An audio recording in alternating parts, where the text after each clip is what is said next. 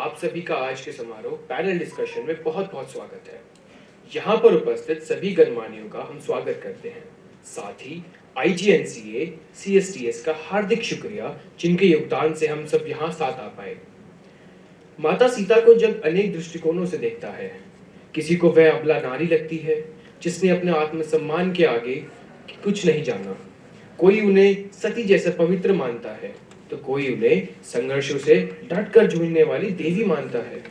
इस बात से हम सब अवगत हैं कि सीता के बिना न राम पूरे हैं और न ही राम कथा। समकालीन स्थिति में वैदिक की महत्वता, उनके गुणों का अभिप्राय एवं उनके जीवन से क्या सीख ली जा सकती है, यह एक अहम बात है। यही समझने के लिए आज सभा में हमारे समक्ष मौजूद पैनलिस्ट से मैं आपका परिचय कराना चाहूंगा। स्वामी श्याम चैतन्य जी। स्वामी जी ने अपना स्नातक दिल्ली विश्वविद्यालय के हिंदू कॉलेज से पूर्ण करने पश्चात अनेक चीजें करी। फिर लेक्चरर बने, वर्ल्ड बैंक में 1 दशक काम किया, पर अंत में अपने आध्यात्मिकता की पुकार सुन सब कुछ छोड़कर वेदांत पढ़ने ऋषिकेश चले आए। उसके बाद स्वामी जी ने अपना जीवन धर्म को समर्पित कर दिया। आपका हमारे समक्ष होना हमारे लिए सौभाग्य की बात है। हमारे समक्ष पैनल पर डॉक्टर अदिति नारायणी पासवान भी हैं, जो कि मैत्री कॉलेज दिल्ली विश्वविद्यालय में असिस्टेंट प्रोफेसर हैं। आप दलित आदिवासी प्रोफेसर एंड स्कॉलर एसोसिएशन दापसा की संस्थापिका भी हैं।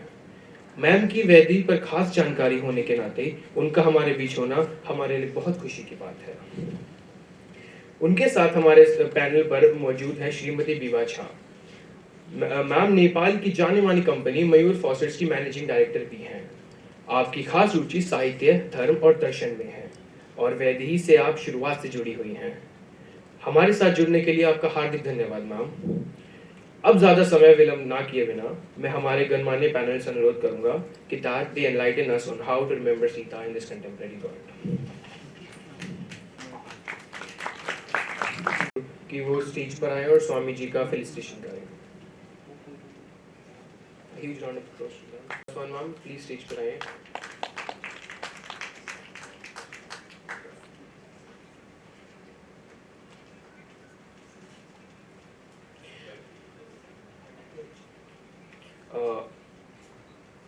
अब मैं डॉक्टर अनिल कुमार जी को स्टेज पर बुलाना चाहूंगा बीवा झा मैम का फेलिसिटेशन करने के लिए।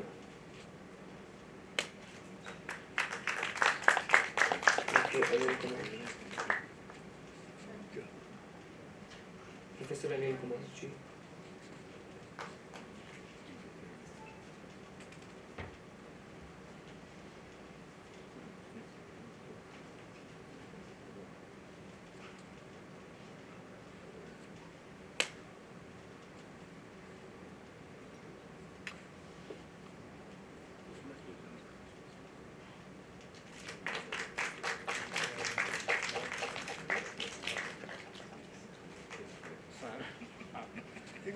अब मैं स्टेज पर आमंत्रित करना चाहूंगा प्रोफेसर अंजू अग्रवाल को अदिति मैम का फेलिसिटेशन करने के लिए। Professor Anju Agarwal ma'am.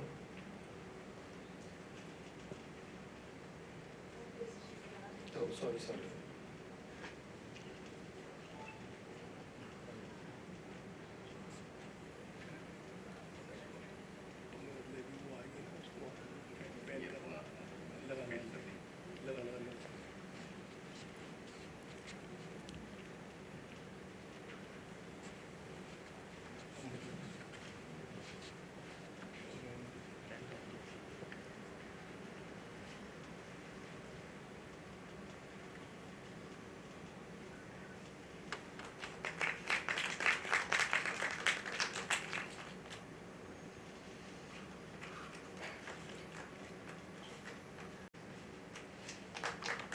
तो खास करता हूँ कि वे स्टेज पे आए और पैनल संभालें। मैम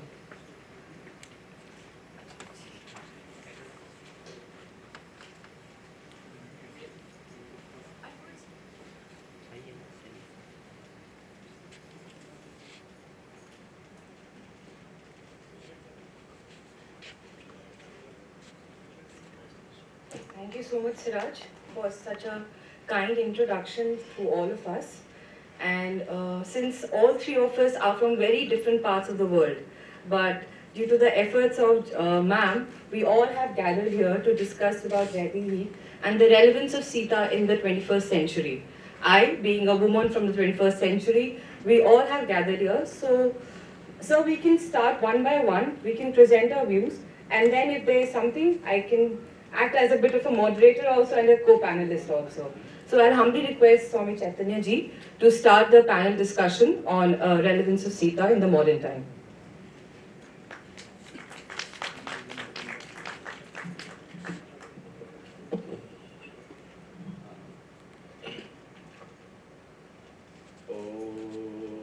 पूर्णमदः पूर्णमिदं पूर्णात् पूर्णमुदच्यते पूर्णस्य पूर्णमादाय पूर्णमेवावशिष्यते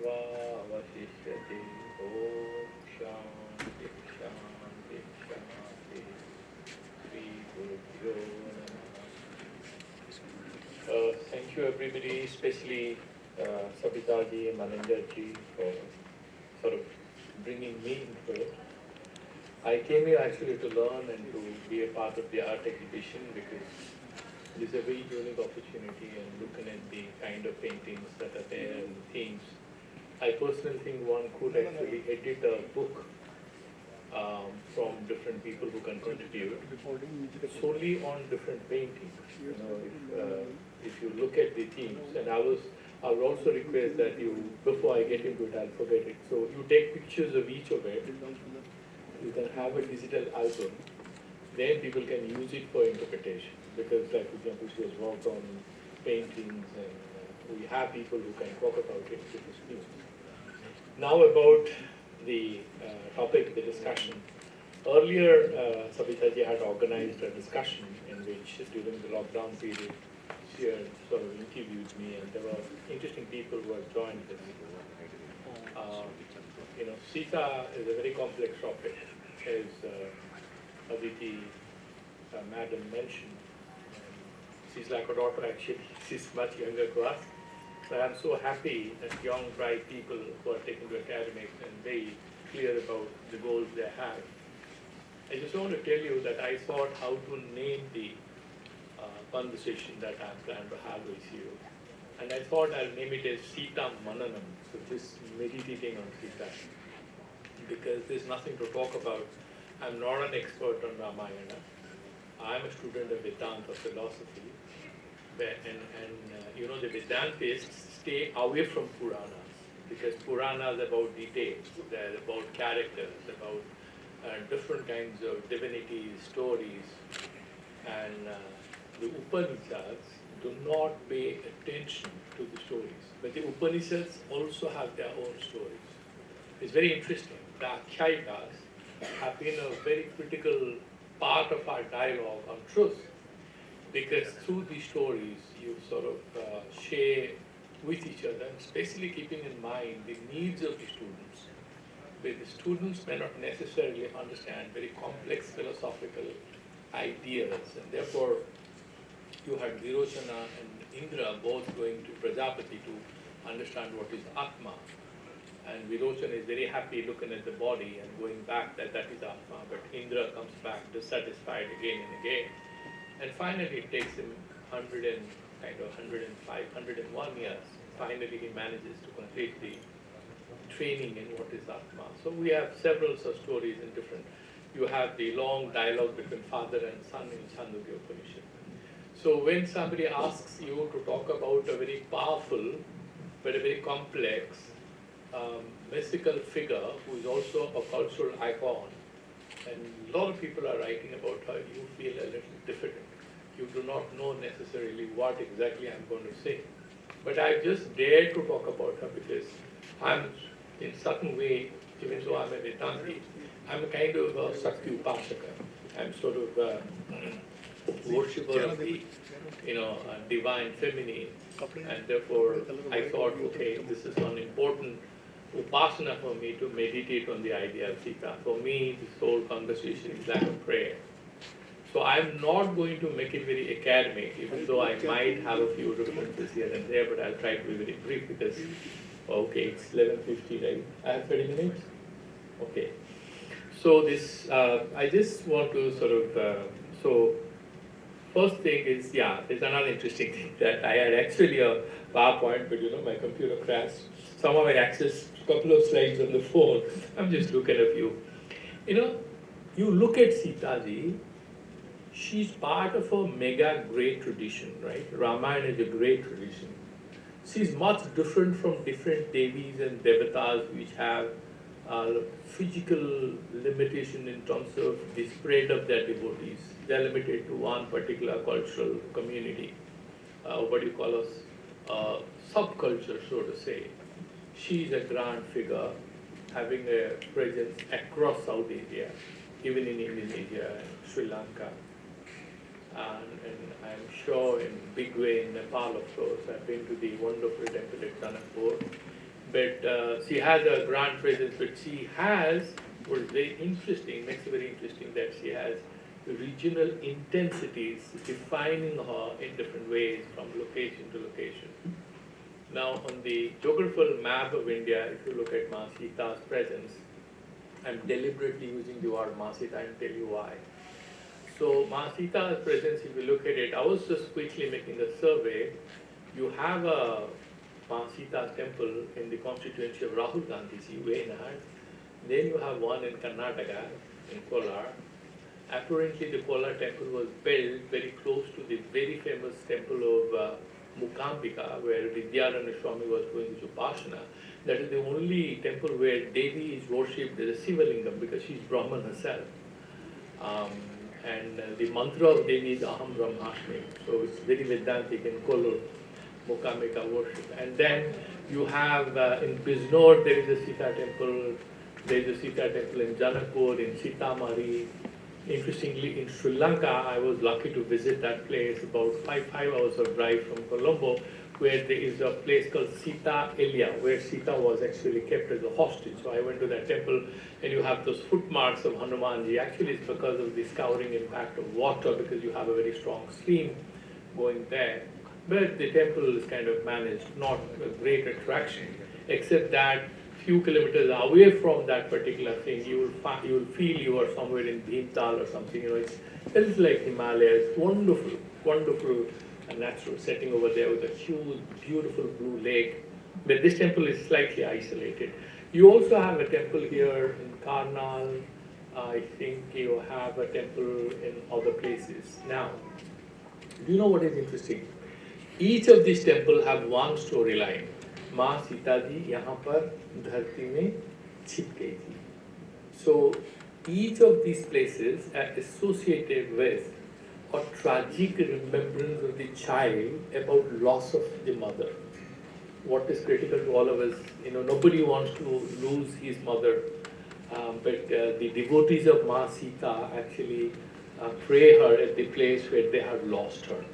Right? It's a child's yearning for mother's love, which is beautiful. Now, why I'm using Ma Sita, I wanted to mention it. Those of you who have been to Vrindavan and a little familiar with the Krishna cult is slightly and very interestingly different. Nobody sees Radha ji as mother. She is Radha Rani. And I lived in a Vaishnava temple in Bombay for 1.5 years. And there are beautiful prayers. And Radharani holds the key to Krishna consciousness. Krishna को पाने के लिए राधा जी को खुश करना पड़ता है, because शक्ति शक्तिमान अलग नहीं होते हैं. There is so much of symbolism.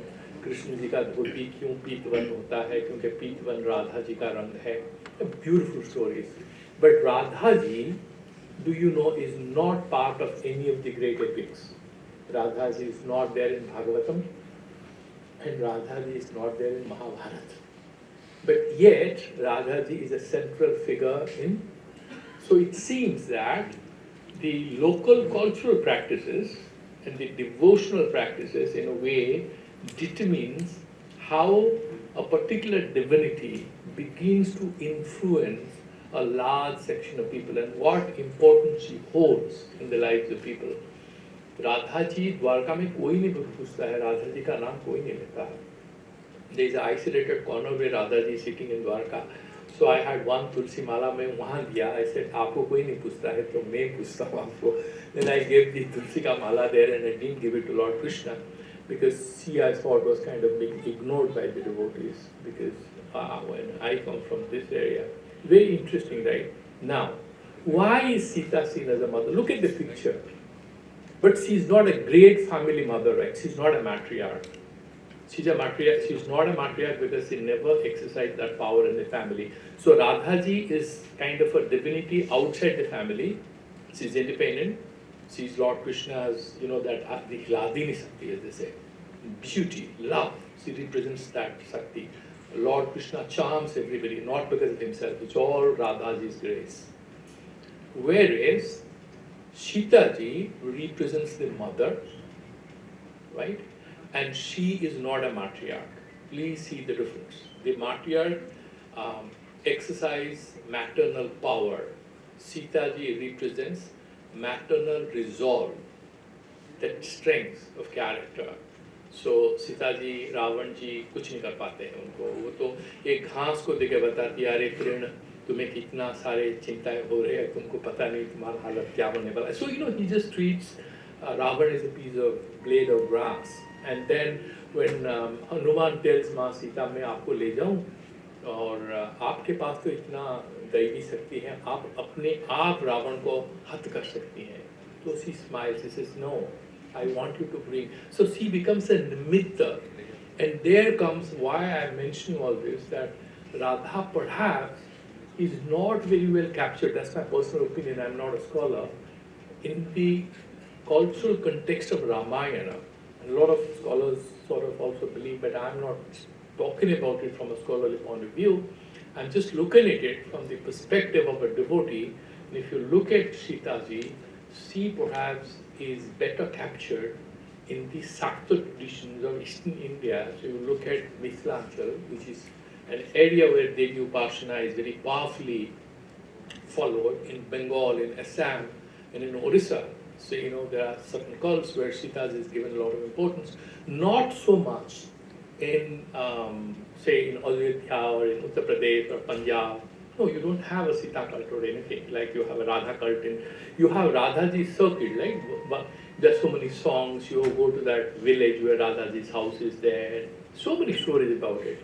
But Sita ji, why I'm so happy about this particular Madhubani Literary Festival and this painting, I think there's a gray area, there's a vacant spot, and I think you're filling a gap. And I looked at all these paintings, and without knowing, without even reading these things, but I think somewhere these are the things which are very interesting if you look at it spiritually. Sociologically, it will become a different kind of business. Many of the women artists, I talked to 2-3 of them, they have done a few depictions, and that depiction is very much according to some agamic text, but they are not aware of it. How does that work? And that is very interesting.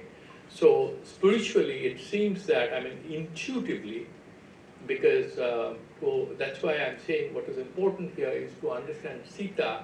Here you have to understand the mother principle. What is that Matri Shakti? What is that principle? Now, here you have the feminist theory, many of you are studying that, and therefore, what is the mother principle? So if you look at the feminine principle, remove the physical women from your consciousness when I'm talking about it. The feminine principle, what it is all about, bring in the animals, the birds, the mothers, all the mothers. So it's non-rational, it's not very rational. Okay, माँ लोग भी बहुत सोचती है, but I was thinking today morning, वो भी तो सोचती है, then men also think, so why women feel and men don't think, men don't feel? Why do we say that? Because जो माँ सोचती है ना, उसका सोचना भी एक feeling ही होती है. She's not thinking about mathematics or analytical thing. Of course, you have women professors of mathematics and physics. I'm not discounting that role they have, and I'm not segregating like Immanuel Kant, the sublime and the beautiful. No, I'm not doing it. All I'm trying to say is that the women mental circuit is working differently because she has a different concern. God has given her the responsibility to play a role in Srishti Kriya. This is a divine responsibility. The man has a very limited role in this. And I was talking to one Westerner, and he had a very good theory about it. As he said, why women in the West also are very choosy about whom they want to marry, and I liked what he said, and that's very correct from a very spiritual perspective. The women have to do appropriate shopping because they are not marrying for their pleasure, they are marrying to be good mothers because they want to give protection to their children. So the consideration here is not about their happiness, but their happiness from it includes happiness of the children. So, the women is always connected, interrelated. So in that sense, there is an element of holistic interdependence, and she knows that in this interdependent universe, I'm kind of contributing.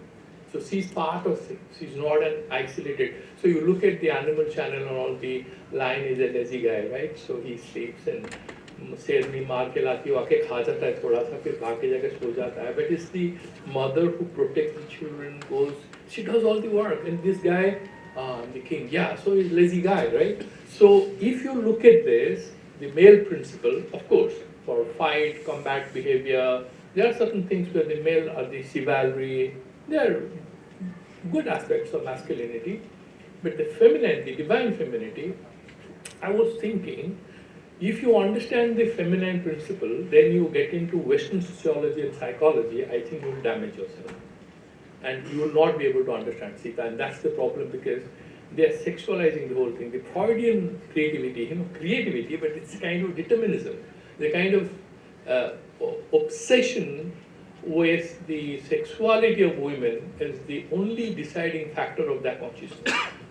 तो उनका अभाव है, ये है, आशाएं हैं. So they are playing around with that single thing. So that's a kind of, what do you call it, an absolutizing one heuristic tool, one explanatory tool, and trying to paint the whole canvas with one color. Some way or the other, उसी से उसको painting कर देते हैं वो. So I was thinking, what are the ways of looking at Sita, because our topic is how to remember Sita. I was thinking that perhaps it's more creative to look at the Agama Shastras and to start with, you look at the Sahasranama Stotras of Devis and you'll really like it. It's very rich, So Divine Mother is not somebody who doesn't have desire. She's very fond of love. She loves Shringar. She loves flowers and perfumes, and jo Navratra aap mein kar rahe honge na, they will know. So, a few days back, two of my sisters are come to where I'm living and they saw lipstick and nail polish. Said, Bhaiya, Swamiji, what is this? Now we are seeing lipstick at your place. I said, Navratri to hal mein gaya, ye prasad le jao. Because actually Navratri you are supposed to buy lipstick for her, hair liner, for eyeliners for her. आप उनके पूरा सोड़ से श्रृंगार किया जाता है, एक एक करके ऑफर होता है, हर का मंत्र भी है जब आप ऑफर करते हैं, माँ को जब नहलाते हैं, कपड़ा पहनाते हैं. So she is, how you connect with mother, and it's a big difference between the way you will connect with Lord Shiva. Of course, there's there's an angle of aesthetic connection also in case of Vaishnava love for Krishna. But with Devi worship, you find that the connection is deeply personal. And if you look at the mythologies, you can also try to connect with Mother, Divine Mother as a man, but you know what is the end product, right? Bhairav ko उन्होंने sir काट दी थी. तो उतना सुपुरुष आप नहीं है कि आप देवी को अपना कंसर्ट मानने लगे. So end is actually death. So the best way, if you Tantra Shastra, if you look at it like Ramakrishna and others, they connected with the Divine Mother as a child. And why am I mentioning this? I thought, I have read Ramayana in parts, and I have got a book with 3 commentaries, all beautiful Sanskrit commentaries, I'll have a look at it. But the little I have read, I thought Sita is not adequately captured in Ramayana, the way she's captured in other alternative literature, regional literature. And Sita ji also had roots in the Upanishadic, the Vedic times. Sita is actually white, Suddha Sattva Pradhana. So Sita means white. And we had done a discussion on Sita Upanishad. It's a very short Upanishad. It's an Atharva Veda. And there are certain people who believe that perhaps it's written after Badarayana because there is a mention in that Upanishad, Athata Brahma Jigyasa. It's part of that curiosity about the ultimate reality. So it seems that Sita-Upanishad, if you say it's a contrived text written by some intelligent scholars of Vedic literature with a strong Sakta inclination. He has written. So be it. What is the problem? Look at the text. I think it's doing great justice to understand what Sita, what role can the divine icon of Sita play in your life. So there's a beautiful meditation.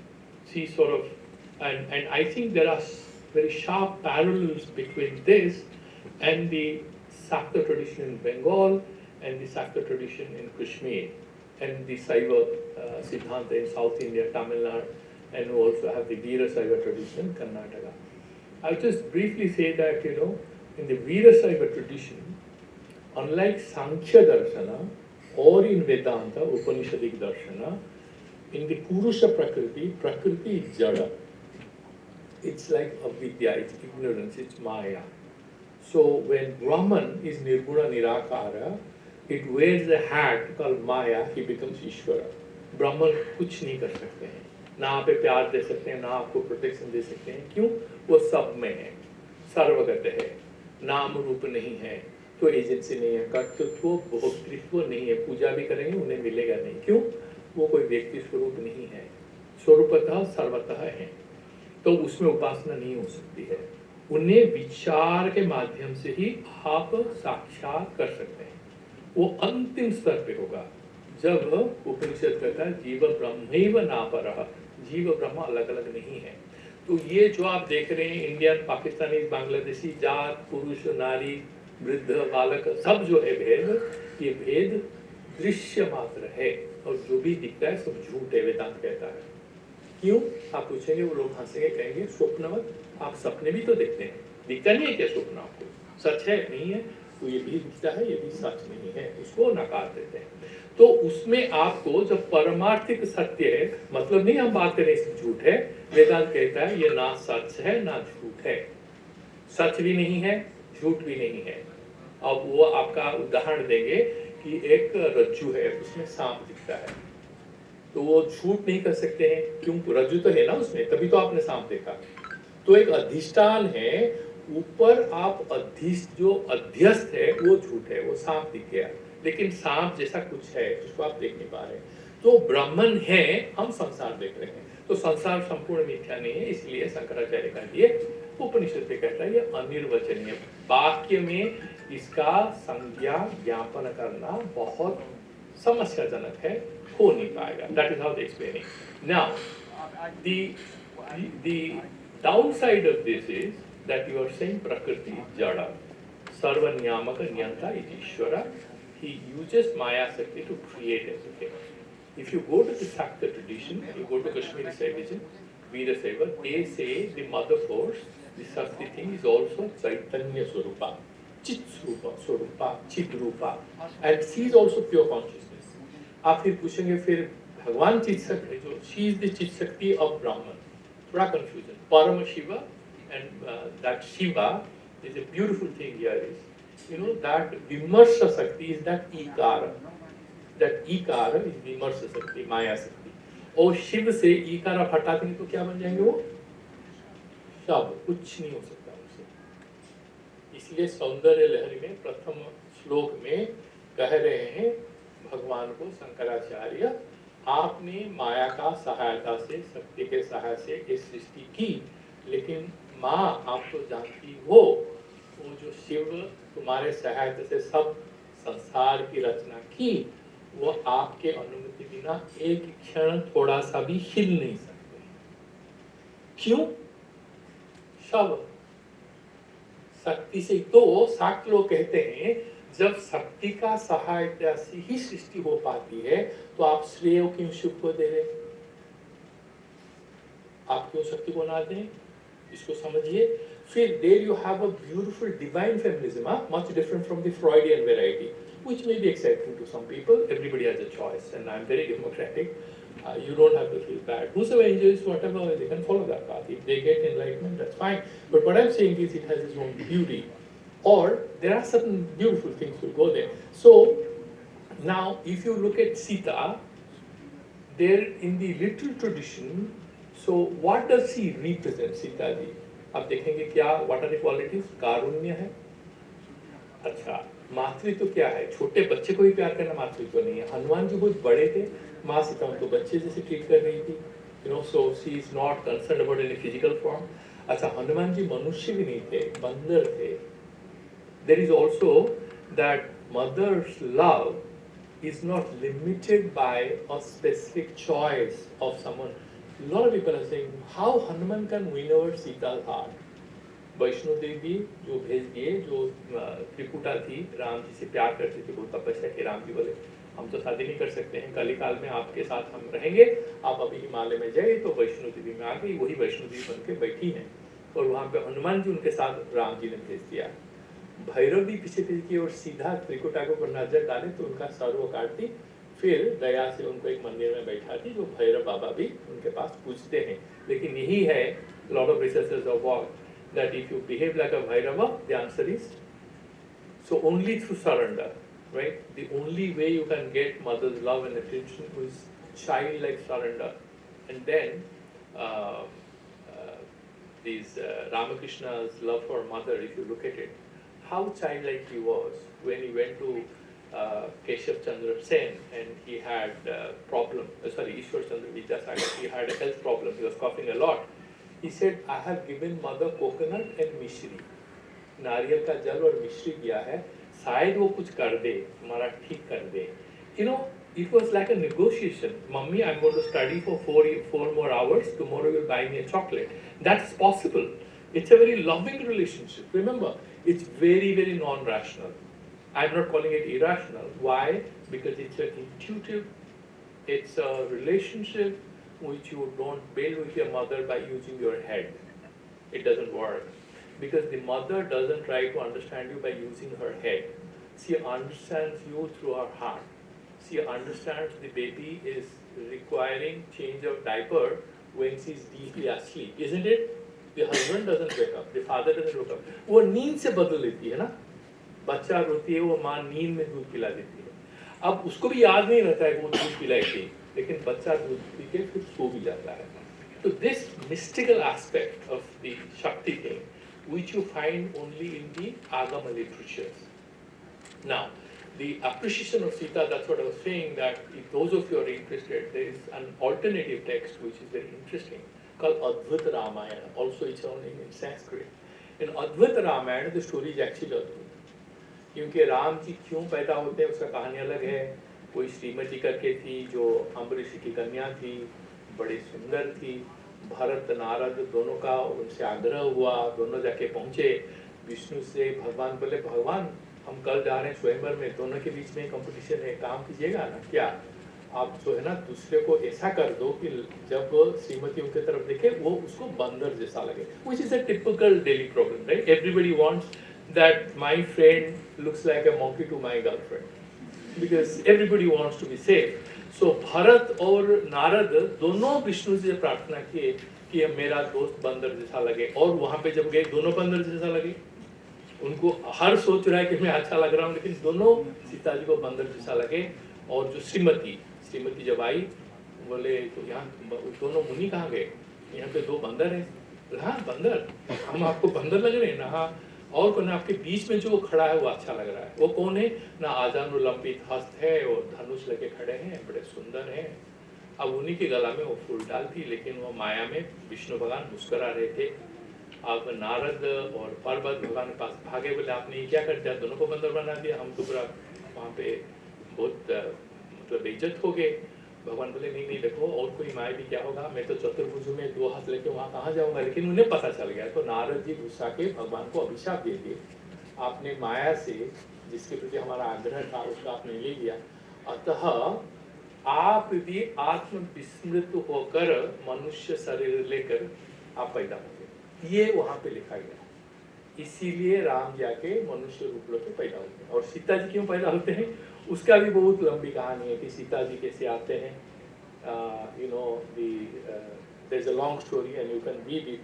The story is that actually Sita is daughter of Mandodari in that book, because जो रावण ने ऋषियों का रक्त संग्रह करके ले गया था, तो मंदोदरी को इन्होंने दिया, बताया ये जहर है, उसको छूना मत, इसको रखना। अब वो तो सिद्धि प्राप्त करके आया था, इसीलिए कन्याओं के साथ रमण कर रहा था, और पत्नी बड़े क्षुब्ध होकर वो जहर पान के उद्देश्य में रक्त पी ली, और वो बड़े बड़े ऋषियों का उसमें जो अंश था, और वहाँ से सीता पैदा हो गई। अब सीता वहाँ पे पैदा हुई, लेकिन वो कैसे पति को समझाती?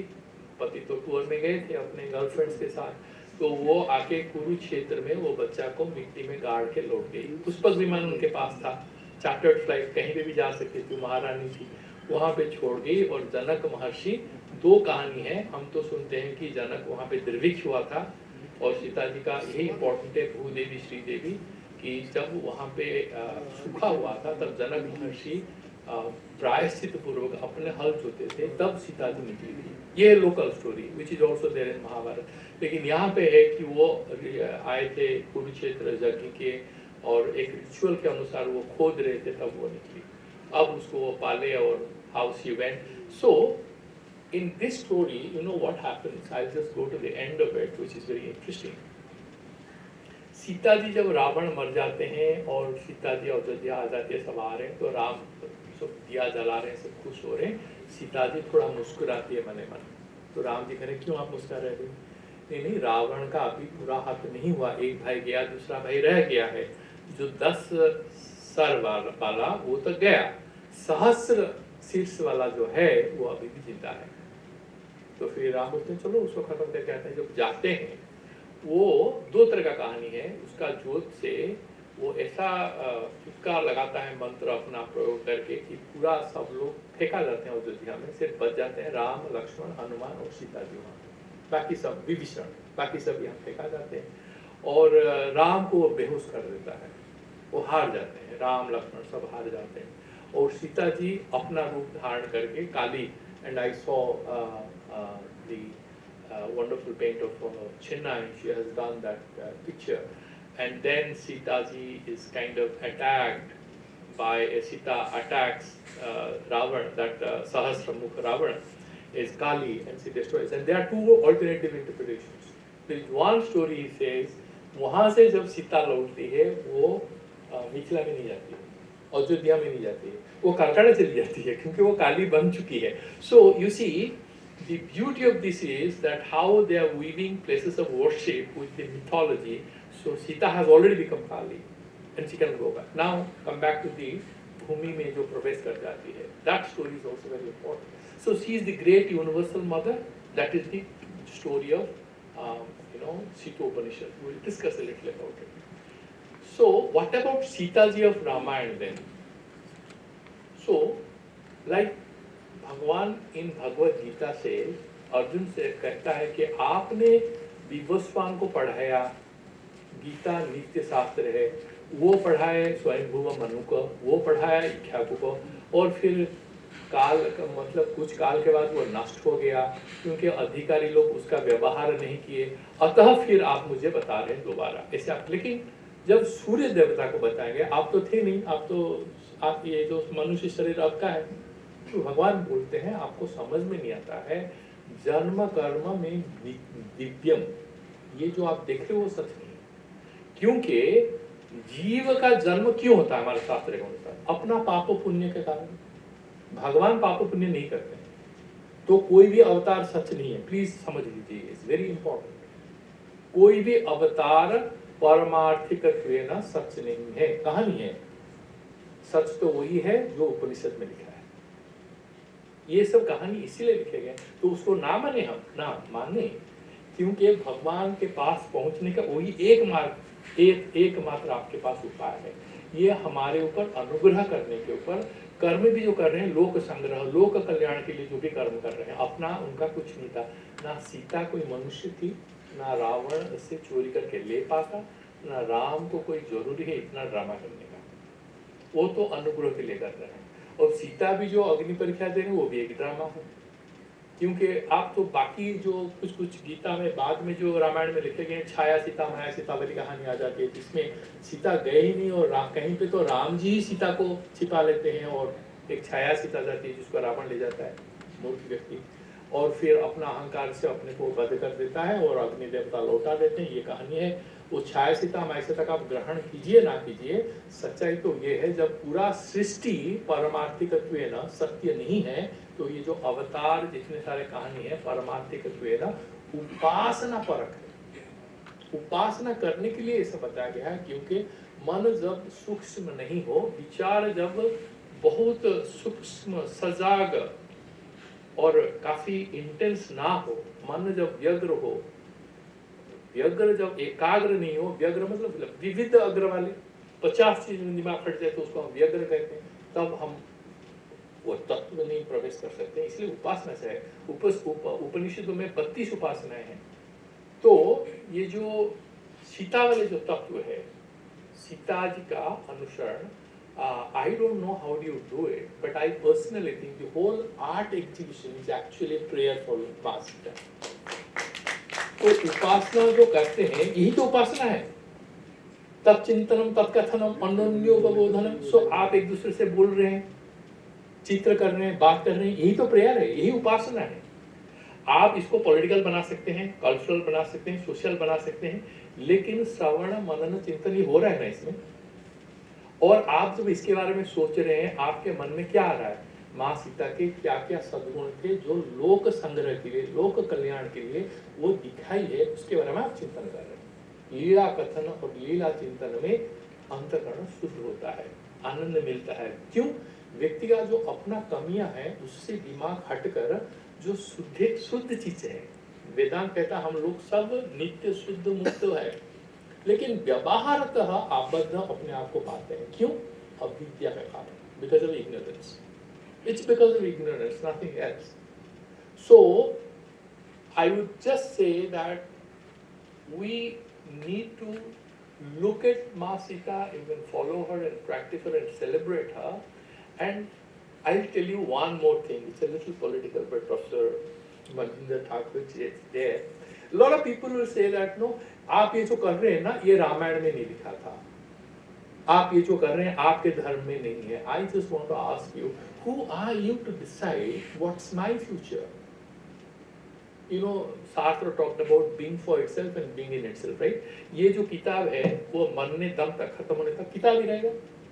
ये पेन हो सकता है, माइक्रोफोन हो सकता है, नहीं। क्यों? It's a being in itself. इसका फ्यूचर जब सृष्टि इसकी हुई, ये प्री डिटरमिन्ड है। और शास्त्र कहते हैं हम human beings we are being for itself. क्यों?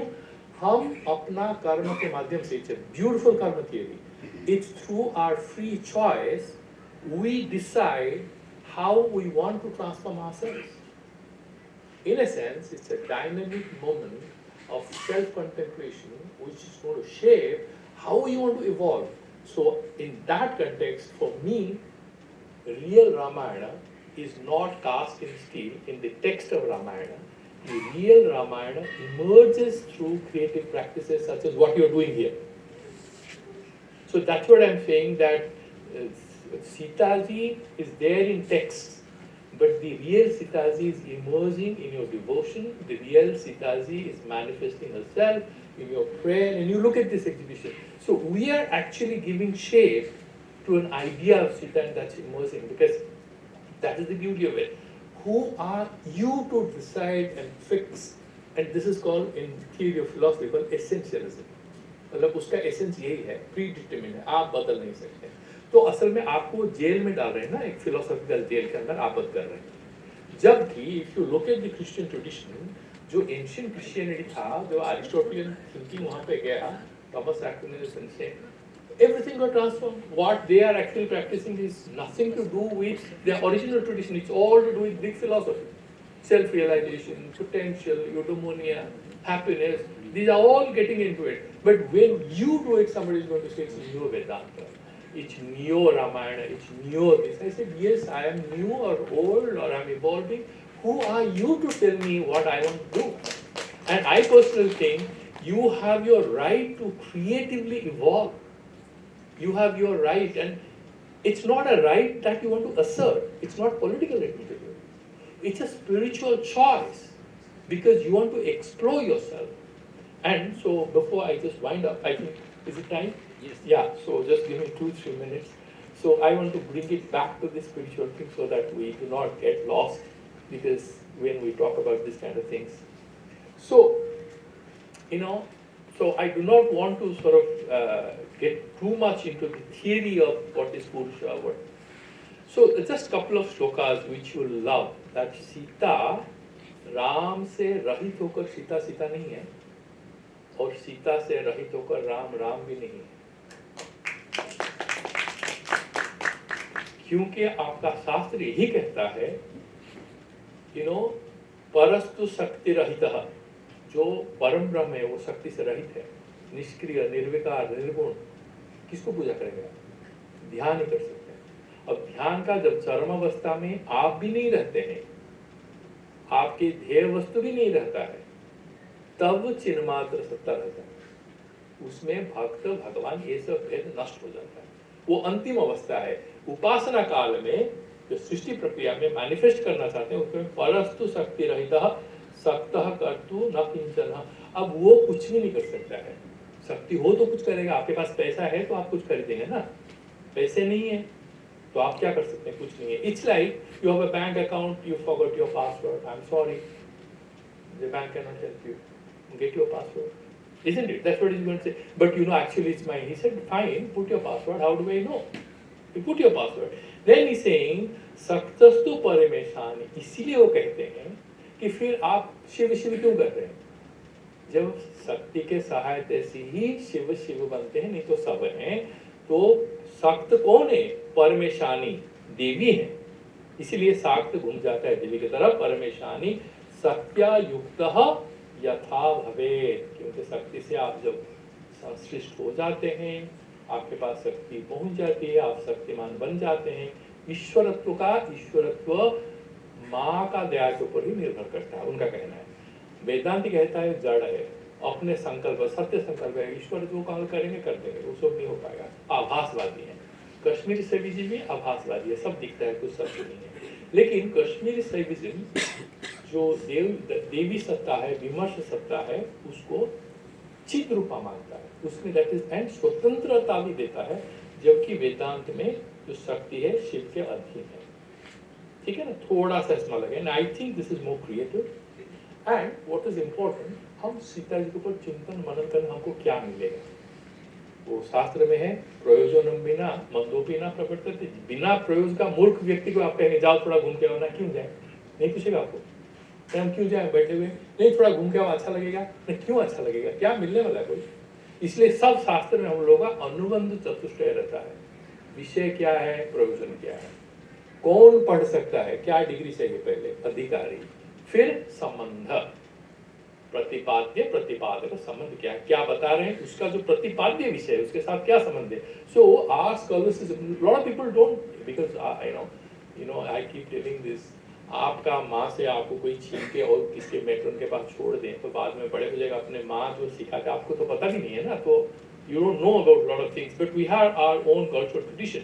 And what is interesting here, I just want to sort of wind up here, in Kashmiri Shaivism, in Ramanuja Parampara, Vishishtadvaita, it's very clearly mentioned, even Shankaracharya, बिना अनुग्रह और दया का, बिना ज्ञान का मोक्ष नहीं, लेकिन बिना अनुग्रह या दया का, ईश्वरीय दया का, आपका मन में ज्ञान के प्रति आग्रह तक भी जन्म ग्रहण नहीं कर सकता। शंकराचार्य कहते हैं ईश्वर प्रसादात् वेदांत आग्रह। वेदांत का वाक्य बड़े बड़े करेंगे आप, लेकिन पहले साधना किए हैं, कर्म किए हैं, दूसरे का मदद किए हैं। इसीलिए आप निष्काम कर्म करके अंतकरण को शुद्ध करके, और जो सीता जी जो उपासना पूर्वक, इनका अनुग्रह चाहिए आपको। ये बहुत इंपॉर्टेंट है, because I don't want to get into it, otherwise we could have a big debate only on Sita as Shakti. And I personally think, जो discussion हो गया, लेकिन I think others can contribute and we can put a collection of essays around this and use some of these paintings. And I would request you to look at it because you are a feminist. Some of these paintings, you look at it, I tell you what I love most. कुछ painting में they have, without having read those texts, they have actually followed the agamas in which mother is the center of the universe. They have done it. They have put her in the center, right? So that is that, and so she is Parasakti, the ultimate. Then she becomes Adi Shakti, right? And then first Parasakti, then Adi Shakti, then you know these Chit Shakti, then she becomes Ichha Shakti, Kriya Shakti, Jnana Shakti. 6 तरह से वो रूपांतरित होकर सृष्टि को पूरा बनाती है. लेकिन I think all this cannot be captured in a short few minutes, but definitely we can put them together in black and white and we can carry forward this, because it's going to be maybe periodical too, but I think this is a project for a lifetime, it's not for one meeting. So I think, before I just wind up, I'll tell you that even in Orissa, there is a short Rama cult, but you know it's a tantric cult. एक राम तारक मंत्र है, और उड़ीसा में जो पढ़ाई में बहुत आगे बढ़ना चाहता है, खासकर कवि बनना चाहता है, वो मंत्र का उजाप करे. तो सबसे बड़ा जो कवि मध्यकालीन है उपेंद्र भंज, उनका जो सबसे श्रेष्ठ काव्य है वो है वैदेश विलास है. वो वैदे के ऊपर है, वैदेश राम जी के आनंद के ऊपर है, बड़ा सुंदर है. वो बेचारा वो नाव वाला डरता है कि एक पत्थर को तो इन्होंने अपनी लड़की बनाया, बोला नहीं नहीं पैर धो, क्योंकि आप यहाँ पर रखो, ये लड़की हो जाएगी तो मैं कहाँ जाऊँगा, एक बीबी घर पे खाने को देने के लिए. बड़ा beautiful conversation, it's highly Sanskritized, but he writes Ram तारक परसादे मोहरो कवि पण उदय. मेरा कवित्व तो राम जी के प्रसाद से हुआ है. तो राम तारक मंत्र को इन्होंने सिद्ध किया था, you know. And there is a Raghunath temple, there is a cult, Raghunath cult. I think it has something to do with Eastern India, because I found that in Meghalaya there is a typical Ramayana cult. Again, Sita is central there. In Assam, you had 2-3. There is a typical Advaita Ramayana, कोई महंत करके, रघुनाथ महंत करके लिखा है. उनमें भी सीता जी का अलग है, लेकिन उनका तो है कि सीता जी भूतल में जाने के बाद लव कुश को भी ले जाती है, हनुमान जाते हैं, बस वासुकी के साथ लड़ाई करते हैं, लव कुश को लाते हैं. There is a twist in that story in which Luv Kush Sita ji को थोड़ा जवाब सवाल करते हैं और लौट जाते हैं पिताजी के पास. So he's saying in psychological terms, when sons become teenagers, they go away from mothers. He's interpreting, but these are interpretations, right? But I think this is a very great initiative, and this is actually a prayer, and I think we should sort of contribute to it. It's not about an event; it's a process, and this process is not external. This process must be internal. When we imbibe, that's the only benefit, right? बाकी सब तो दिखावा है. If it actually can benefit. So I was actually sitting by the Ganga. I said, what should I speak? And I said, no, let me meditate on Sita. Whatever she tells me, whatever she speaks through me, that's going to come out, because this is not an intellectual thing. I'll stop here. Thank you for coming. एक moderator का काम सबसे पापी का काम होता है. स्वामी जी ने एक कहानी के स्वरूप में हमें हर फिलोसफिकल ट्रेडिशन से लेके Sita in everyday life as a upasak, और मैं इतनी विलीन हो गई कि समय का भी मुझे एहसास नहीं रहा. पर कुछ शब्दों में मैं आपने जो कहा, मैं बस उसको जितना मैं समझ पाई. आपने शुरुआत की कि Sita is a complex character, definitely, पर आपने फिर हर एक एनेक्डोट से उनकी हर एक जो एस्पेक्ट या तत्व है उस पर आपने हमें बताया. फिर आपने इंडिया की हर सोशल लोकेशन, जोग्राफिकल लोकेशन में क्या क्या किस तरीके से डिफरेंट वेरिएशंस है, आपने उस पर बात की. आखिर में बस मैं एक बात कहना चाहूँगी जो मुझे काफ़ी टच किया. आपने ये कहा कि women, I will take it like this, that women are just thought leaders and men are just too mechanical, and men are just to for they eat, breed, and for their carnal desires. Women go beyond this. We have thinking mind, we are matriarch, we procreate, and we take the generation forward. So thank you so much Swami ji for this enlightening session. बहुत सारे spectrum आपने आज मेरे broaden किए, thank you so much.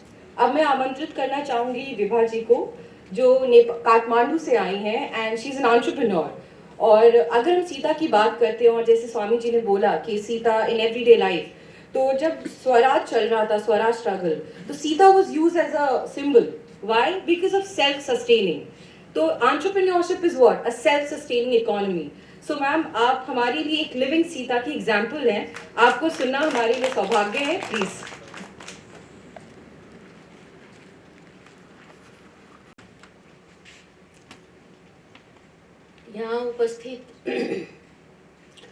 यहाँ उपस्थित सबको मैं प्रणाम, स्वागत और अभिवादन करती हूँ. क्योंकि मैं मिथिला से हूँ, मेरा जन्म मिथिला में हुआ है, तो मुझे मैथिली से बहुत आत्मीयता है. और सीता जी का, चूँकि हमारी वैदेही का नाम मैथिली भी है एक, तो मैं हमेशा ये मेरा प्रयास रहता है कि मैं मैथिली में बोलूं, लेकिन मैं उसके साथ ये भी मानती हूँ कि अगर मेरी वैदेही मेरी जानकी का मुझे जिस भी भाषा में बोलने से उनको मैं बोल पाऊँ तो ये मैं अपना सौभाग्य समझती हूँ। और मैं इसीलिए हिंदी में बोलना चाहती हूँ, हिंदी में ही बताऊंगी। और आज मैं देवी सीता, माता सीता सबसे हटकर मैं वैदेही की बातें करना चाहती हूँ। जो हमारी वैदेही है, मिथिला भूमि में प्रकट हुई वो वैदेही है, और जो जिसे हमारे मिथिला में दाई बोला जाता है। हमारे मिथिला में प्रथा है कि बेटियों को दाई बुलाया जाता है। तो मैं उस दाई, मेरी बहन की बातें करना चाहती हूँ। मैं जब भी बड़े बड़े ग्रंथ और शास्त्रों में पढ़ना चाहती हूँ, ढूंढना चाहती हूँ वैदेही को, तो मैं उलझ कर रह जाती हूँ, मैं खो जाती हूँ। मैं ढूंढ नहीं पाती अपनी वैदेही को। कहीं पे उनको शक्ति स्वरूपा, कहीं पे उनको अनेक अनेक रूप में मैं देखती हूँ, जिसमें मुझे लगता है कि वो बेटी, वो मिथिला की बेटी, वो सीता जो धरती से प्रकट हुई थी, जो हमारी स्त्री अस्मिता की प्रतीक है, वो खो जाती हूँ मैं। और मुझे ये लगता रहता है कि जब मैं ही खो जाती हूँ, जबकि मैं सीता सुन के बड़ी हुई हूँ, वैदेही का गाथा सुन के बड़ी हुई हूँ, तो मेरे आने वाले जो बच्चे हैं, मेरे न्यू जनरेशन के बच्चे हैं, वो इन शास्त्रों में क्या उस वैदेही को, वो जो हमारी वैदेही है, उनको उस रूप में ढूंढ पाएंगे? इसीलिए हमें ये चाहिए। मैं आज ये धर्म ग्रंथ शास्त्र सबसे हटकर मुझे जितना लगता है मैं जानती हूँ वैदेही को, मैं उन वैदेही के बारे में आज बात करना चाहती हूँ। जो वैदेही, मुझे नहीं लगता कि विश्व परिदृश्य में अभी भी वैदेही जैसा कोई है या दूसरा हुआ है या होगा, तो ये सौभाग्य की बात है। हम अगर वैदेही का एक जो तिनका, एक कण जो होता है, उसके बराबर भी अगर अनुसरण और अपने अंदर के वैदेही को बाहर निकाल पाए, तो हम ऐसे ही अमर हो जाएंगे, मुझे ऐसा लगता है। मैं उस मिथिला भूमि को बार बार प्रणाम करना चाहती हूँ जहाँ से सीता उत्पन्न हुई, जिस धरती से सीता प्रकट हुई। मैं चाहती हूँ मेरा हर एक जन्म उसी मिथिला में मेरा जन्म हो, चाहे वो किसी भी परिवार में हो। मैं भले ही एक तालाब के वहाँ तालाब के पास बैठ करके अगर मैं डलिया मौनी ही बुनूं, तो मैं चाहती हूँ कि मेरा जन्म मिथिला में हो और मैं उसी मिथिला में बार बार जन्मूं जहाँ पे सीता जन्मी थी, प्रकट हुई थी। अब मैं उस वैदेही की बात करना चाहती हूँ, जो वैदेही, हम बोलते हैं कि हम आत्मनिर्भर हैं, हम अपने अंदर का वो नहीं जान पाते कि हमारे अंदर क्या क्या है। तो हमें ये देखना चाहिए कि हमारी जो वैदेही थी, हमारी जो सीता थी, वो उस धनुष को, अब जो पूजा घर होता है तो अब तो शायद थोड़ा चेंज होता जा रहा है हमारे यहाँ। पहले ये प्रथा था कि बेटियां जो होती थी और बहुएं होती थी, वो पूजा घर का वो लीप पोत करके सफाई करती थी, और वहाँ पे शिव धनुष था, तो सीता जी बाएं हाथ से ही उसको, मतलब वो नित्य प्रतिदिन का जो हमारा दिनचर्या होता है, वो इतना हैवी नहीं मानते हम लोग, इतना भारी नहीं होता हो। तो कितना सहजता से सीता जी उस शिव धनुष को रख देती होंगी और लीप पोत करके पूजा का स्थान को तैयार करके फिर वहीं पे रख देती होंगी। तो ये कितनी वीरांगना थी हमारी सीता, इससे पता चलता है। जिस शिव धनुष को तोड़ने और उठाने भर के लिए देश भर, दुनिया भर से आए विद्वानों का क्या बोलूं, मैं ये बोलना चाहती हूँ कि सबका हालत खराब हो गया था शायद, उसमें रावण भी थे। तो ऐसी हमारी वीर थी सीता, जिस शिव धनुष को उन्होंने इतनी सहजता से वर्षों तक पूजा पाठ के लिए वो करके उठाया। तो इतनी वीर थी वो, उनकी सुंदरता की तो कोई सुवीर और धीर वीर गंभीर जिसको बोलते हैं, वो थी हमारी वैदेही। धीर भी थी, वो वीर भी थी और गंभीर भी थी। हर परिस्थिति को उन्होंने बड़े सहजता से, गंभीरता के साथ संभाला और फेस किया। जैसे कि या बन जाने की बात हो राम के साथ, और या फिर कोई भी ऐसा परिस्थिति, जब हम धर्मशास्त्र को पढ़ते हैं, जब हम पढ़ते हैं तो कोई कोई चीज़ मुझे अचंभा कर जाता है। इसका मतलब ये नहीं है कि मैं अपने धर्म ग्रंथों पे विश्वास नहीं करती, मैं पूजा पाठ में बहुत बिलीव करती हूँ और मुझे अच्छा भी लगता है, पर मैं ये चीज़ समझकर खो जाती हूँ कि क्या परिस्थिति रहा होगा वो, जब राम जी कुछ बोले तो सीता जी के कानों तक आवाज आया, जब सीता जी कुछ बोली कहना चाहिए तो राम जी तक आवाज नहीं गया उस वक्त। तो ये हमारे धर्मशास्त्र में मुझे ये बड़ा वो करता है कि क्यों सीता जी को ये आवाज सुनाई दिया। लक्ष्मण जी को सीता जी ने कहा कि जाओ तुम्हारे भैया के ऊपर संकट आया हुआ है, तुम जा करके राम जी का मदद करो, लेकिन सीता जी तक वो आवाज आया तो राम जी जब सीता जी को रावण ले जा रहे होंगे या फिर जो भी परिस्थिति रहा होगा, तो फिर वो आवाज गया क्यों नहीं दूर तक, वो आवाज क्यों नहीं पहुंचा होगा। तो ये सब चीज बड़ा अचंभा लगता है। और ठीक है, वो तो जब हम लिखना शुरू करते हैं, मैं भी थोड़ा लिखती हूँ, तो जब हम लिखते हैं तो लिखने के पीछे एक परिकल्पना होती है हमारे दिमाग में, जिसको हम सोचते हैं उसको हम लिखते हैं, लेकिन जो हम देखते हैं, जो हम सुनते हैं, जो हम फील करते हैं, मुझे लगता है कि हमारी वैदेही वही है जिस वैदेही को मैं फील करती हूँ, मैं देखती हूँ। मैं उनको कोई ये देवी के रूप में देखने से बड़ा अच्छा लगता है मुझे बहुत प्रसन्नता होती है जब मैं वैदेही को अपने बहन के रूप में देखती हूँ और सीता के बेटी के रूप में देखती हूँ।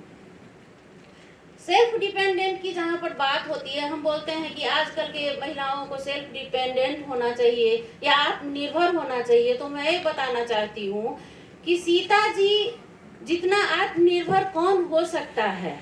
जो सीता जी को बोला गया होगा या राम बोले होंगे या कैसे हुआ होगा, उस समय जब सीता जी पर ये आया कि नहीं, सीता जी को अब ये घर परिवार में नहीं रखना चाहिए, सीता जी को वन में भेज देना चाहिए, तो सीता जी चाहती तो इस पे वो प्रतिकार कर सकती थी इस चीज को, पर उन्होंने जो किया आज हमारे लिए वो अनुसरण करने का एक माध्यम और एक रास्ता बता करके गई हुई है, जिसपे हम लोग भी चले तो अच्छा है। सेल्फ डिपेंडेंट ये बात वो करके गई कि वो एक राजा की पुत्री थी, और जो एक राम की पत्नी थी, वो राजा उनके ससुर राजा थे, तो वो चाहती तो इस पे वो कर सकती थी या फिर नहीं, पर उन्होंने क्या किया, वो न अपने मायके गई न अपने ससुराल में रहने का उन्होंने कोई ऐसा किया, वो खुद जा करके वन में रही। कैसा समय रहा होगा जानकी का, कैसा समय रहा होगा हमारी वैदेही का, जहाँ पे उन्होंने जुड़वा बच्चे को जन्म दिया, जहाँ न एक धाई थी, जहाँ न एक महिला कोई थी, जहाँ उनके सपोर्ट में कोई नहीं, बस एक ऋषि थे। क्या वो ऋषि जा सकते थे अंदर? वहां पे नहीं जा सकते थे। कैसे हमारी वैदेही ने संभाला होगा अपने आप को, कैसे हमारी वैदेही ने दोनों बच्चे को संभाला होगा और कैसे वो प्रसव को झेली होंगी। तो मातृता का इससे बड़ा उदाहरण क्या हो सकता है? ये बहुत बड़ा उदाहरण है जो वो कैसी माँ थी। फिर एक वन में रह करके वो अपने बच्चों को ऐसा संस्कार दिया उन्होंने, ऐसे करके कैसे करके उन्होंने उन बच्चे को कैसे एनवायरनमेंट में रखा होगा, कैसे करके उन्होंने ज्ञान दिया होगा कि तुम लोग बड़े होकर के कैसा बनोगे, कि वो बच्चा सब इतना टैलेंटेड बच्चा बना कि जा करके वो सीधा वहाँ पे प्रतिकार करता है और राम जी से संवाद करता है सभा में जा करके।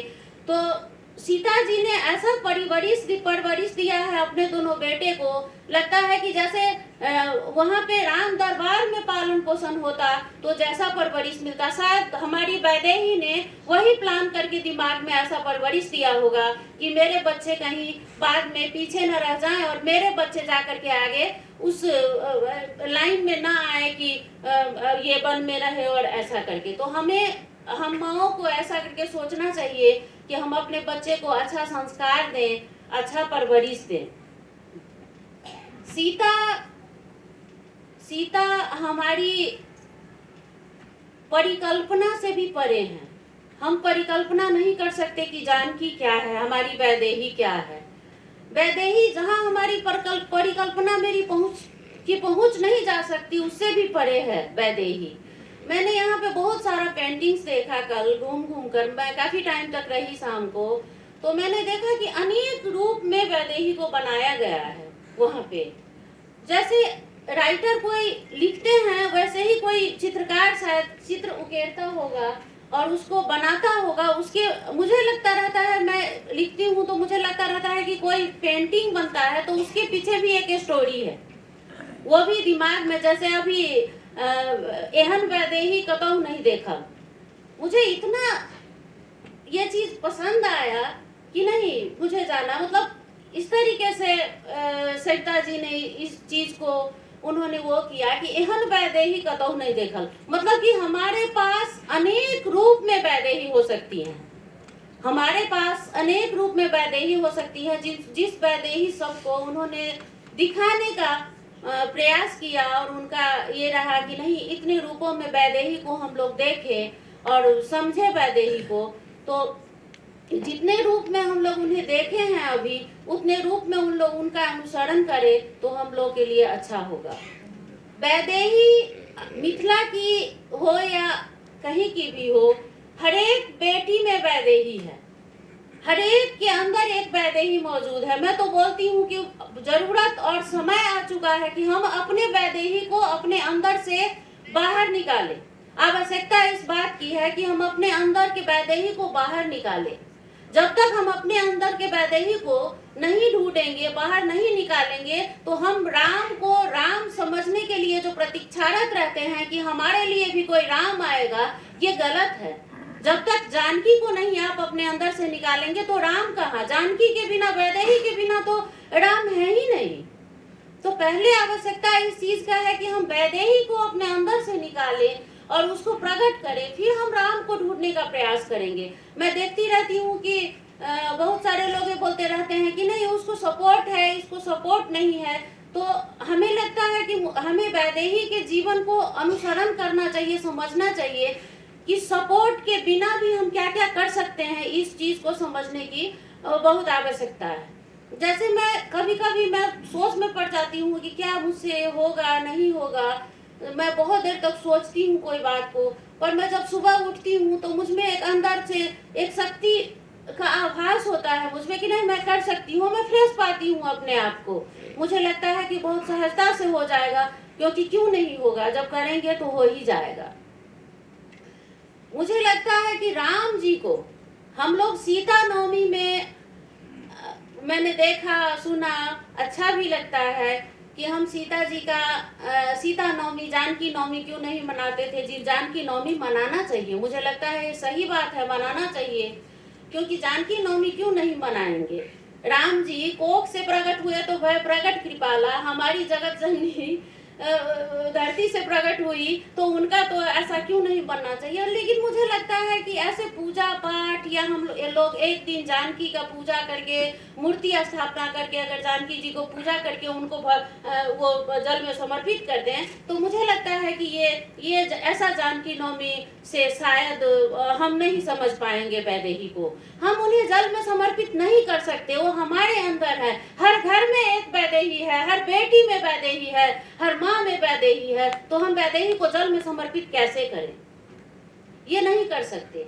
राम जी को मैं भगवान के रूप से ज्यादा हमारे मिथिला के पाहुन के रूप में अगर मैं उनको देखती हूँ तो मुझे बड़ा आनंद मिलता है इस बात का, क्योंकि वो तो पाहुन है, वो हमारे वैदेही के, वो हमारे दीदी के पाहुन हैं, तो मैं उन्हें पाहुन के रूप में देखती हूँ। मुझे नहीं लगता तब उनका वो सूर वीर ये सब देखना मुझे अलग से दिखते हैं मेरे पाहुन राम, मैं उनको भी अलग से देखना चाहती हूँ, क्योंकि मुझे लगता है कि उनके पाँव में मिथिला का धूल लगा होगा कभी न कभी, इसीलिए अहिल्या को उन्होंने छुआ। तो मुझे लगता है कि जब स्वयंवर के समय सीता जी के आंखों में उन्होंने देखा होगा तो उनके अंदर का वो कहीं न कहीं रहा होगा, उनके अंदर उसका कशिश, जिससे वो अहिल्या को छूते हैं और अहिल्या पत्थर से वो बन जाती है। ऐसा भी तो हम लोग सोच सकते हैं कि राम जी के पाँव में, पाहुन के पाँव में मिथिला का धूल लगा, इसीलिए उनको ऐसा हो सकता है। ये मैं सोचती हूँ कि ऐसा हम लोग मिथिला के लोग ऐसा समझते हैं, क्योंकि राम जी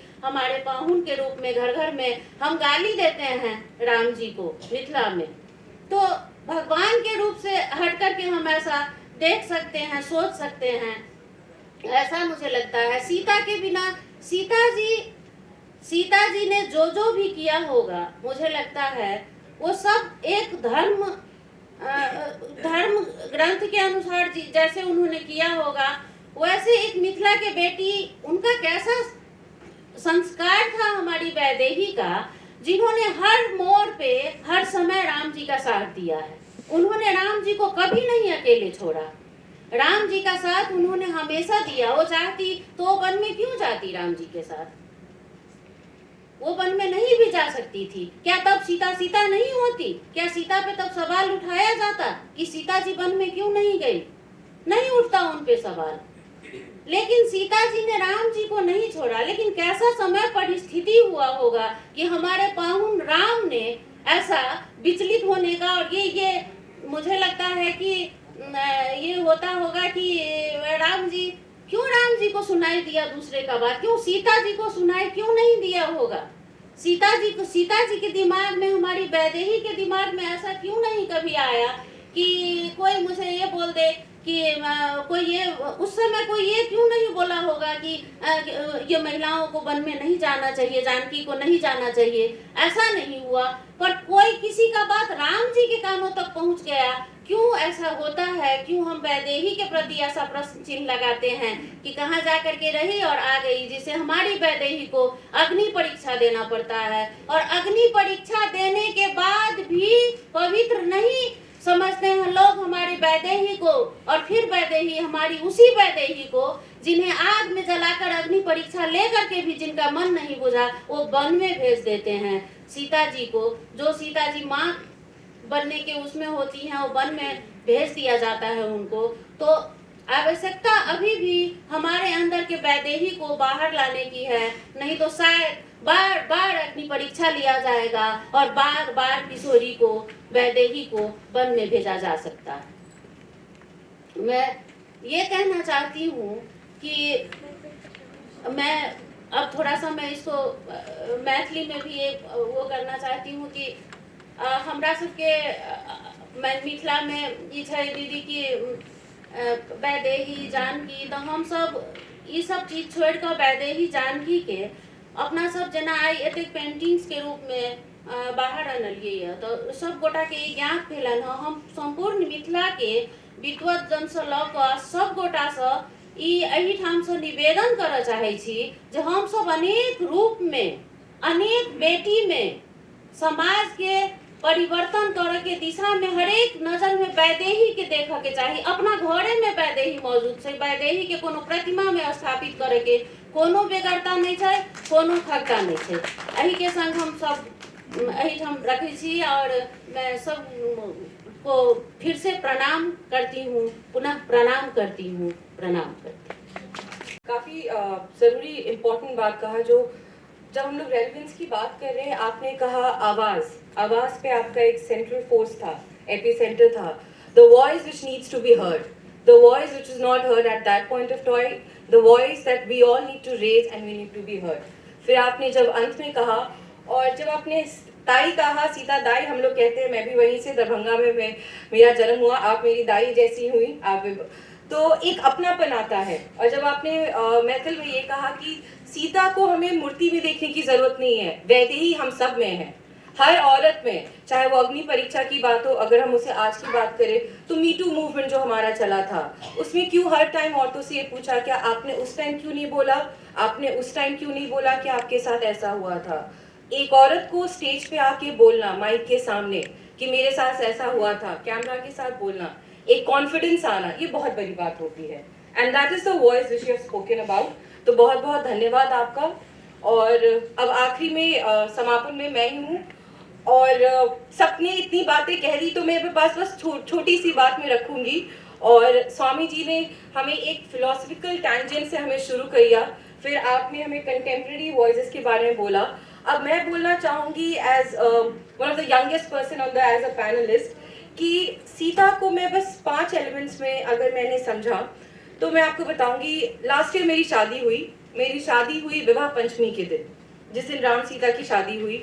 तो हमारे यहाँ लड़की का नाम सीता वैदेही जल्दी नहीं रखते, क्योंकि कहा जाता है कि उनका जीवन काफी कष्ट में बीता, काफी दुख हुआ उनको, काफी उन्होंने सहन किया, पीड़ा हुआ, पर हमने कभी ये नहीं देखा कि उनकी सहनशीलता कितनी थी.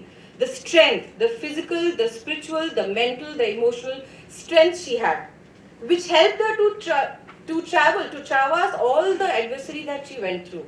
तो एक तो वो, दूसरी बात, जब विवाह पंचमी में शादी हुई तो लोगों ने ये कहा कि उनकी तो वैवाहिक जीवन में भी काफी दुख थे. तो आप ये देखिए कि वैवाहिक जीवन में दुख था, पर उन्होंने क्या कभी राम का साथ छोड़ा? जब राम ने उनको ये कहा कि आप जंगल में जा रहा हूँ, आप वहाँ पे काफी दिक्कतें होंगी, स्ट्रगल्स होंगे, तो Sita was very adamant. She said कि I am a part of you. आप मुझे ऐसे, मैंने शादी की है to be a part of you. आगे हम जो भी करें एक वैवाहिक जीवन में हम दोनों साथ रहेंगे. तो इस बैकग्राउंड में मैंने सीता को एक हमेशा देखा है एक अभिमान तेजस्विनी की तरह, a woman with self respect at its brilliance. And the 5 elements which I want to talk about, जो मैंने काफी सोचा और मैंने फिर उसको पेन डाउन की. पहला, आध्यात्मिक. We have spoken about the religious angle of her, कि ठीक है, या हमने मूर्ति बना ली, हमने राम सीता, पर we need to transcend from the fact that जो स्वामी जी ने कहा कि उपासना, the spirituality, आत्मा परमात्मा के बारे में, तो we need to understand and transcend from religiosity of Sita to understanding the आध्यात्मिक, the spiritual aspect of her. Second, जब हम बात करते हैं वैचारिक, she had a very developed and strong thought process. She had that intellect to decide, the power to take decisions of her own. उसने, and she chose her battles wisely and take a very decisive actions, whether what is right, what is wrong. With that, she took. So she was very vaicharik, a very woman with a very well developed sense of intellect. Third, sanskarik. संस्कार का मतलब the moral, the morality, the ethics. As an individual, all of us have our own morals. एक society की तरफ से एक norms होते हैं, एक मॉरलिटी होती है जो हमने सब पढ़ा है कि भाई वेबर ने बोला ऐसा हुआ, सोसाइटी ने इम्पोज किया हम पे, पर हर इंसान की अपनी एक मॉरलिटी होती है जो हम डिफाइन करते हैं. तो सीता को कैरेक्टर को अगर हम बात करें तो सीता's character is an embodiment of beauty, tenderness of heart, abundance of compassion, fidelity, wisdom, courage, endurance that served her well, constantly asserting herself for her right as defined by her value system, not the rights which were defined by the society. Fourth, Shashnik. If we talk about her education, she was taught by all the well-known sages at that point of time. And आखिरी, परिवार कुटुंब. अगर हम लोग परिवार कुटुंब की बात करते हैं तो सीता का mention is the apt example, I would say. परिवार का मतलब ये नहीं है कि सारी रिस्पॉन्सिबिलिटी हम ले. परिवार का मतलब है हम, मैं, मेरे पति, इक्वालिटी हो, तभी वो परिवार एक व्हीकल है जिसके 2 पहिए हैं, दोनों साथ में चल सकते हैं.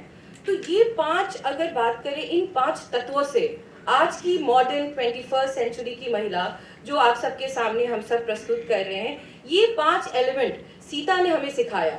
अभी आप अगर बात करें तो first wave of feminism, second wave of feminism, world is seeing 4th wave of feminism. I would say India had seen all its waves of feminism from past its ancient knowledge system only. We are just reliving, and through the great effort of Savita ma'am जो आपने किया, that we all are able to come here and talk about Sita Vaidehi as the first feminist, I could say, as an icon. We can look forward to her.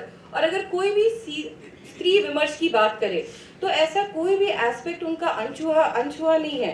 उन्होंने हर चीज, अगर हम अपने facts, अपने rights की बात करें, Sita as a asserter, Sita as the voice of dharma, Sita as a lady of respect, and most important Sita as a defier of male chauvinism. Why male chauvinism? तो जब राम आए रावण को हरा के, तो सीता को कहते हैं, भेजते हैं कि आप आए, आप सज धज के आए, आप आए मेरे सामने. तब सीता कहती है कि you have to see me the condition I was here, the grief stricken, the soil, the person I was here, you have to see me, how grief struck I was when I was here. So she chose कि I'm not going to appease you, appease your ego, your chauvinism. This is the way I am, you have to accept. And this is very relevant for all of us today. As a woman, I feel all of us have our own set of insecurities. हमें किसी को काला होने का दुख है, किसी को मोटा होने का दुख है, और ये दुख हमें क्यों है? किसी को अपनी जुबान का दुख है, क्योंकि हम हमेशा अपीज करना चाहते हैं सोसाइटी में किसी को. कभी मैं अपीज करना चाहूंगी when I am growing up as a teenager, तो अरे भाई मुझे लड़कों का अट्रैक्शन नहीं मिल रहा, क्या मेरा रंग कम है, तो चलो लेपा पोती कर लो। क्या तो एक तरह की वैलिडेशन हम खोजते रहते हैं। आज के भी दिन में हम हमेशा वैलिडेशन खोजते हैं, क्या मैं अपने पिता के पास जाऊं, क्या मैं अपने पति के पास जाऊं, क्या मैं किसके पास जाऊं। तो सीता ने उस टाइम में ये कहा कि आपको ये वैलिडेशन, ये लेजिटिमेसी आपको खोजने की जरूरत नहीं है। आप जिस तरह से हैं, आप जो हैं, अपनी इनसिक्योरिटी को हमें अपने आप में खोजना है और अपने आप से ही उससे हमें ऊपर आना है। तो बस बहुत संक्षेप में मैं ये सब बातें रखना चाहूँगी और मैं आप सबका बहुत बहुत आभार प्रकट करती हूँ कि मुझे ये मौका दिया गया कि मैं यहाँ आऊँ और आप सबको सुनूँ भी, और इसके लिए थैंक यू सो मच। और मैम को मिली थी तो क्योंकि पालन पोषण पटना में हुआ और दिल्ली में हुआ, तो not very well versed with Maithil language, तो मैम ने मुझे उस दिन काफ़ी अच्छे से बात समझाई कि लैंग्वेज का इम्पोर्टेंस क्या होता है, to connect with one self. और आज जब मैम ने भी बोला, मैथिल में बोला, तो एक अपनापन तुरंत में झलक जाता है, which is true for all languages sir, I assume. तो उस दिन से फिर मैंने थोड़ी पढ़ने की कोशिश की एंड आई डेवलप्ड थोड़ा सा skill, but over the course of time आपके साथ एसोसिएशन के साथ I am sure the rich legacy of Sita, the rich legacy of Vaidehi, the rich legacy of our Mithila we should be. और सर आपने painting पे बात कहा, इसके बाद I just put an end कि जब हम लोग when I was doing my research Rathi Jitwarpur में विच इज इन दरभंगा, एक तो गांव है वहाँ पे, जब हमने ब्राह्मण, कायस्थ और दलित, आई टुक 3 इंटरप्रिटेशन ऑफ अ पेंटिंग। तो मुझे ब्राह्मणों ने कहा कि ठीक है, राम सीता के बारे में हमने, उनके जन्म के बारे में, राम विवाह के बारे में, विवाह पंचमी सब। कायस्थों का अगर बात करें तो विवाह दास हो गई, ये हो गई। उन्होंने काफ़ी कंटेम्प्रेरी टॉपिक्स पे बात की कि माइग्रेशन का इशू है, क्योंकि मिथिला में फैक्ट्री नहीं है तो माइग्रेशन का इशू है, अबॉर्शन का इशू है, फीमेल फीटिसाइड, ये सब। जब हम दलित के पास गए तो दलितों ने कहा कि क्योंकि पहले Mithila painting was used from natural colours, so they didn't have access to अड़हुल का फूल which used to make hibiscus red colour. अरिपरना जैसे बनाते हैं, चावल खाने को नहीं, पीस के बनाएंगे क्या, हल्दी। तो दे स्टार्टेड पेंटिंग, जो एक पेड़ का बार्क होता है उससे छिलके और उससे वो ब्राउन कलर निकाल के उससे गोदना आर्ट आया। गोदना एंड गोबर एंड गेरू, these 3 were the art form which was developed by Dalit, which I जब मैंने रिसर्च किया तो पर उसमें एक चीज, एक सेंट्रीपिटल फोर्स था जो हर कास्ट में था, और दलितों ने भी ये कहा कि सीता हमारी है, सीता धरती पुत्री है, सीता पे आपका किसी का एक्सेस नहीं है। चाहे मैं सीता को अगर मैं बात करूं, आप बोल दिए रामायण में ये बोला, पर सीता हमारी भी है। So they used to paint Sita as an individual. Sita जब उन्होंने राम बाण उठाया तो एक इंडिविजुअल पर्सनैलिटी को Sita was accepted across all the caste from the place we belong to. So that is what I have to say. Thank you so much.